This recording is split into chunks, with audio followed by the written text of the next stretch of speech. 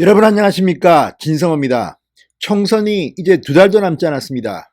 그런데 안철수 전 대표가 이끄는 국민의당이 흔들리고 있습니다.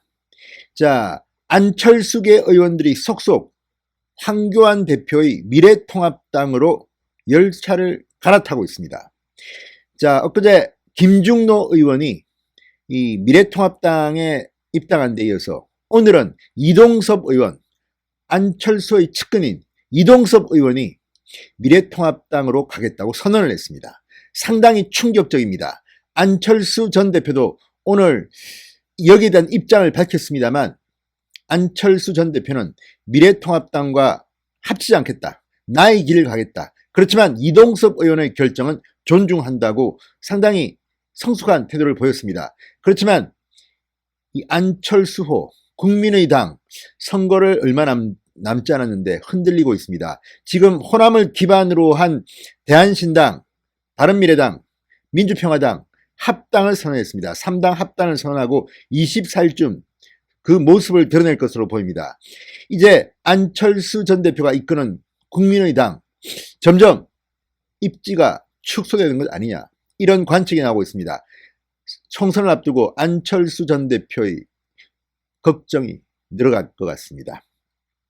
진성호의 직설 시작합니다. 방송에 앞서 아직 진성호 방송에 구독자가 아니신 분들은 붉은색 구독 버튼 눌러주십시오. 더 좋은 방송으로 보답하겠습니다. 자, 김중노 의원, 안철수계 그리고 안철수 전 대표를 도왔던 그런 사람입니다. 그런데 바른미래당 비례대표인데 미래통합당에 들어갔습니다. 김중노 의원은 육사 30기 군인 출신입니다. 자, 문재인 정권을 심판하기 위해서 미래통합당에 들어갔습니다. 그리고 오늘 더 충격적인 것은 안철수 전 대표의 측근이라고, 아주 측근이라고 분류됐던 이 이동섭 의원마저, 얼마 전까지 바른미래당 원내대표를 했던 이중 의원마저, 지금 이동섭 의원마저 바른미래당 탈당한 뒤 무소속으로 있다가 미래통합당으로 입당하겠다고 선언을 한 것입니다. 황교안 미래통합당 대표가 이 안철수계 의원들 중에서도 미래통합당으로 올 수 있는 사람들은 합치자, 이런 특별 지시를 내렸다는 그런 보도도 있었습니다만, 황교안호가 안철수호의 일부 세력을 흡입하는 그런 현상을 보이고 있습니다. 자, 옛 안철수계인 김중노 의원 그리고 측근인 이동섭 의원마저 미래통합당으로 들어오면서 미래통합당의 통합 지수는 상당히 높아지게 됐습니다. 이 스펙트럼도, 이념의 스펙트럼도 상당히 넓어져서 이제 중도 일부까지 아우르는 그런 형국으로 치닫고 있습니다. 자, 이동섭 의원 오늘 국회 정론관에서 기자회견을 열었습니다. 수많은 고뇌와 고통 섞인 고민의 시간을 가진 끝에 미래통합당 입당을 결정했다. 올해로 정치 시작한 지 20년 됐다. 어느 자리에서든 분골쇄신하며 오직 민생만 바라보고 달려왔다고 자부한다. 그러므로 제3의 기에 뛰어드는 것도 주저하지 않았다. 그러나 이상을 고집하기에는 대한민국 현실이 너무나도 위중하다. 정치, 경제, 안보 어느 것 하나 위태롭지 않은 분야가 없다. 만국의 위기다. 이렇게 소리를 높였습니다. 이 모든 위기는 문재인 정권과 여당이 자초했다. 정치가 경색되면 협치를, 경제가 어려우면 정확한 진단과 극복 대안을, 안보가 위태로우면 외교를 통한 해법을 마련하는 것이 당연한 이치인데, 문재인 정권은 정치가 어려우면 야당 탓만 했다. 경제가 힘들면 통계 조작을 했다. 안보가 위태로워도 북한만 바라보고 있다. 강하게 문재인 정권을 비판했습니다.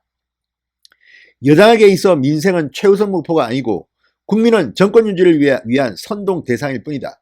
그러면서도 자신들의 과오를 지적하는 국민과 검찰을 오히려 탄압한다. 이대로 가면 대한민국은 침몰할 것이다. 자, 우한폐렴으로 국민들이 고통을 받는데도 낙관론을 펼치며 현실을 호도하는 문재인 정권을 보고 확신했습니다. 문재인 정권의 폭주를 막기 위해 모든 세력이 힘을 합치고 통합을 할 때입니다.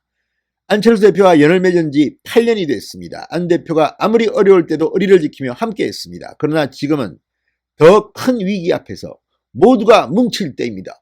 감동적인 기자회견이었습니다. 미래통합당으로 모든 힘을 결집시켜 총선에서 승리하는 것만이 문재인 정권의 폭정을 막고 민생을 살릴 수 있는 유일한 방법이다, 이렇게 진단했습니다. 자, 이동섭 의원을 제외한 다른 안철수계 의원들, 안철수 전 대표가 창당을 추진하는 국민의당 합류 의사를 밝히고 있습니다. 그러나 추후 마음을 바꾼 제2, 제3의 이탈자가 또 나올지는 알 수 없습니다. 지금 언론들은 추가 이탈자가 나올 가능성도 배제하기 어렵게 됐다는 이야기를 합니다. 왜 그럴까요? 국민의당 지지율이 생각보다 나오지 않습니다. 자, 한국갤럽이 오늘 발표한 지난 18일부터 20일까지 만 18세 이상 1,002명을 대상으로 한 여론조사, 국민의당 지지율은 2%로 조사됐습니다. 미래통합당의 10분의 1 수준으로 보입니다. 자, 이렇게 안철수계 의원들이 하나 둘 이탈하기 시작했습니다. 그리고 미래통합당이란 열차에 탑승을 했습니다.